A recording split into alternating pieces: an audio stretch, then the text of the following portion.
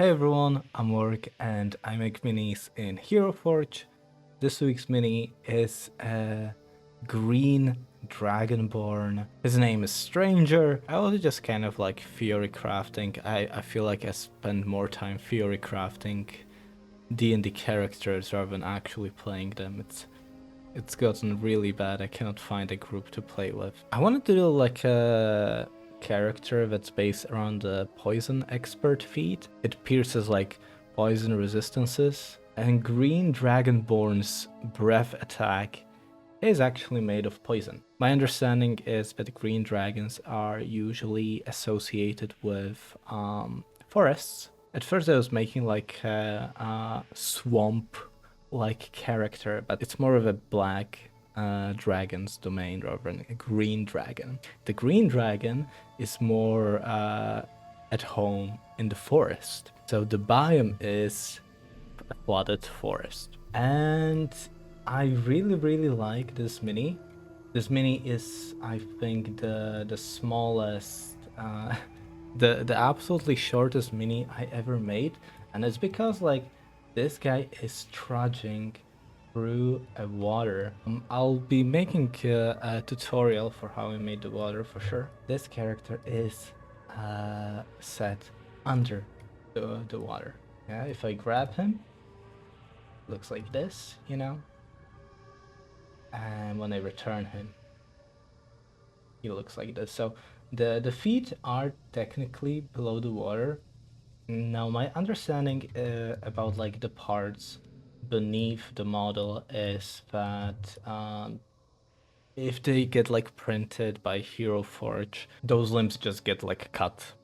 But I'm not really sure how the model actually behaves if you buy it like this. You know, in that case, I'm not really sure if the feet below it stay or if they don't stay.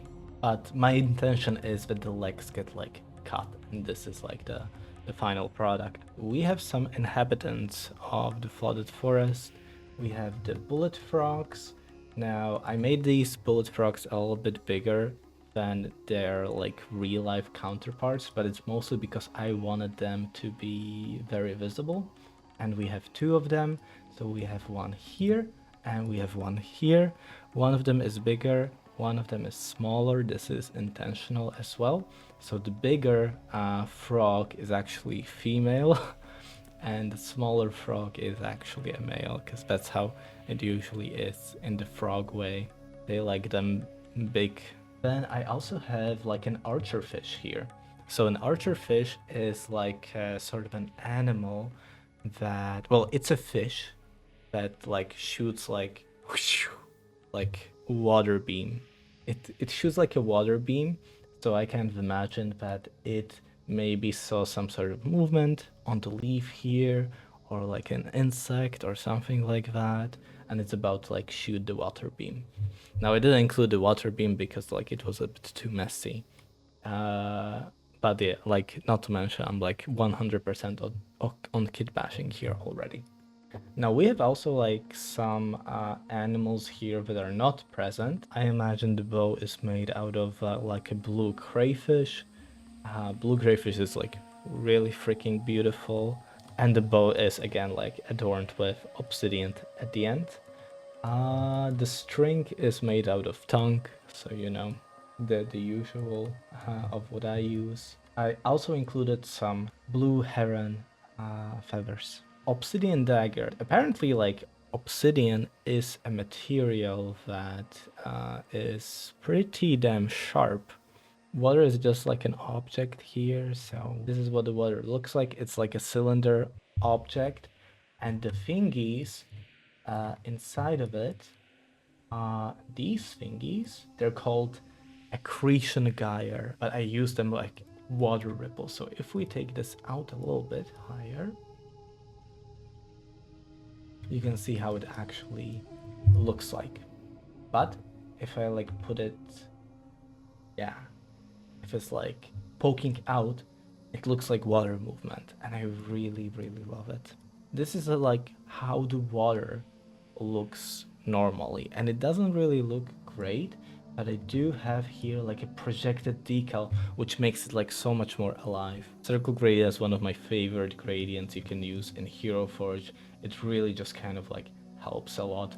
And right now, because I use this circle gradient in this spot specifically, it makes it look like the sun is shining on this part. Also with the water, I thought it would be pretty fun to have like the tail poke out. I really love how this turned out. It looks really cool. The face of the Dragonborn is 100% made by me. So, I believe that the base face is... The base face are the elongated alien features, and as I keep like repeating it over and over again, I just keep combining like facial parts and stuff. But like elongated alien features are really good for like making some sort of animalistic characters. It's really freaking cool. I'm really proud how it looks. He does have like a bit of a Chinese dragon vibe to him with like the whoosh, bit of a wushu, because these guys are able to breathe out poisonous clouds and like poison breath. We have like small poison clouds coming out of the mouth. I was trying to make it like bigger as well, but it was like too much, and like it started obscuring the face way too much, so I didn't like it ultimately. And the character class of this guy is, I imagine, either like an Eldritch Knight or multi-class of an Eldritch Knight and like a Ranger Hunter. Stranger is like a guide for people through the flooded forest, and he helps them out pass through the flooded forest unharmed. Through his job as a guide is how he like learned to speak common and stuff. So you can also see that he is glistening. So I kind of imagine that when he's like going through this environment, he very often just like swims through it as well. He'll get also a necklace that is being pulled down by gravity. And again, I'm using that obsidian there. Now let's take a look at some previous versions of Stranger, what he looked like before. Here we can see Stranger with the alien features. I had to give him horns as well, of course, but I didn't like these horns because they were looking a little bit too prominent. Ultimately, what I ended up with Stranger, he only has just like very small, unassuming horns. Playing more with the face and the horns and what he should look like. And you can see just making those eyes smaller, it significantly improved the face, and we can see a bit of a snout here forming as well. Then I did a bit of a reset.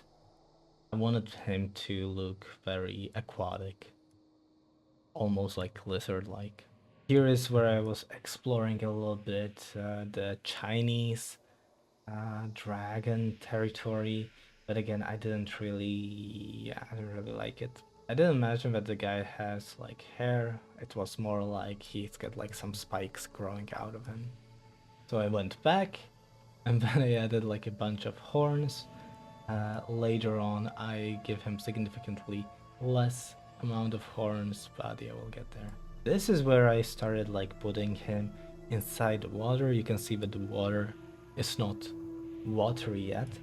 And at first I was like thinking, like, how am I gonna make the water effect? How am I gonna like make it work? And at first I thought of doing something like this, where we would be able to see maybe some like fish under the water, or yeah, some sort of a life happening under the water, while he also has like this sort of a stuff. But I didn't go with this ultimately. I didn't like it. So I simplified the concept and I put him under the water as he is like lurking through it. I kind of imagine that he probably like saw some sort of a big predator or something like that, and that's why he's like waiting, yeah, in stealth. This is where I set up the pose so that the tail is nicely poking out. Really love that. And here he is in his naked lizard glory. For the clothes, I am using, again, like parts from the Fungrills. You know, Fungrill update was the best update that HeroForge had. It just looks like very aquatic. Armor is not like as glistening currently, but this can be like easily edited. Yeah, and now it looks like it's been touched by water, you know, just you reduce the roughness. I switched up the helmet because I didn't quite like it. I just figured like this headpiece looked much better because it wasn't obstructing his face, and it's a pretty face, you know. I added the leaf cloak. It was like too big, so I had to like kit bash one. And we also have the first leaf hitting the water. Make it clear that this is a forest. We have leaves. Now we don't really have a lot of like aquatic leaves. This was probably like the best thing that we had. I wanted to add like reeds and stuff, but we don't really. HeroForge doesn't really have reeds, because why would I have reeds, you know? And here is where I had the idea to use that gyre for the water effect. Then I went a little bit more crazy with it. So this is where I kit bashed the cape on him, and it's significantly smaller, and it really helps the model. More ripples added to the water. Then I added like a quiver for the guy. Now this quiver is actually feather themed, but I changed its theme with the colors into like a leaf theme. I added the necklace because it felt very, very open and there was like nothing on it and just begged for something like this. The reason why the water was at first like very dark and very murky, it's because I was thinking like I'm gonna do like a swamp, you know. That idea kind of developed into like the flooded forest. The frogs made it. Here is where I was trying out those different smoke effects coming from the face, but I didn't like it. So in that final version, we have something much tamer. I was also playing with the light side of its mouth as he's like about to like breathe out a poison cloud, but no, I felt like it was a little bit too much. Made the water a little bit brighter, but this was also just a little bit too bright. Now, one idea I had with the water is that I was gonna like put like stuff on it, make it look like frog spawn maybe, or maybe some like other stuff which is kind of like floating in the water that would look natural. Unfortunately, it ended up looking less natural and it looked more like somebody like threw up onto my beautiful, beautiful swamp water. Yeah, I was trying out more of it, but it just started looking more and more messy, and I was like, okay, like this is not working. Like my dream is that I have to do it like differently. And that's where our Lord and Savior, the Circle Gradient, came in and saved the entire water and made it not look boring.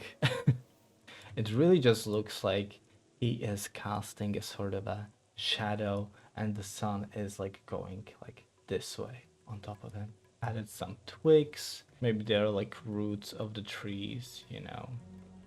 Added the branch with the leaves. I kept playing with the bow.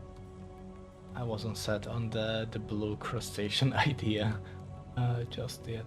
I swapped it to a blue color. And one thing that I was not satisfied with was this quiver. So I added like these very small tongue attachments, which make it like, you know, the quiver is like tied to the cloak. You know, it's a very small detail. Maybe it's like unnecessary, but I was trying to make it look very leafy, and I was trying to make sure it looked like it was like properly attached to him. And yeah, that's it for Stranger. I hope you guys liked him. I really like this idea of a miniature being submerged into the water. I don't think I've seen it done, honestly, but it's a lot of fun. Thank you guys for watching. Take care and bye bye.